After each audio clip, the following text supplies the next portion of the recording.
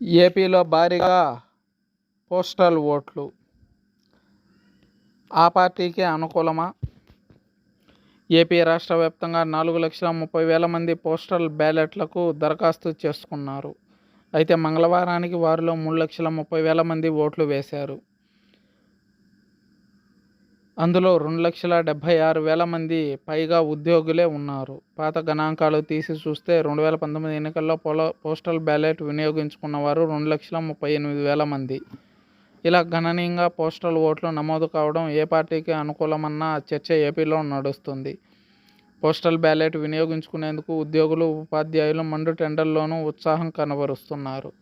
కొన్ని చోట్ల అధికారులు అటు ఇటు తిప్పుతున్నా ఓపిగ్గా వెళ్తున్నారు. కొన్ని చోట్ల ఫామ్ 2 దరఖాస్తు ఇచ్చినా వారి పేర్లు ఓటరు జాబితాల్లో ఉండడం లేదు. మరోసారి రావాలని సూచిస్తున్నారు. పోస్టల్ ఓట్లంటే ఉద్యోగ, ఉపాధ్యాయులు, ఒప్పంద ఉద్యోగులవే కాబట్టి ఎక్కువగా ప్రభుత్వ వ్యతిరేకత ఉంటుంది అని కూటమి నేతలు ఆశలు పెట్టుకుంటున్నారు.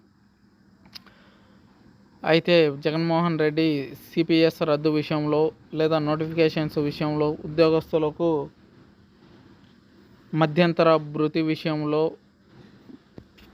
ప్రవర్తించిన తీరుతెన్నులే ఇలాంటి ఫలితాలకు కారణమంటున్నారు రాజకీయ విశ్లేషకులు.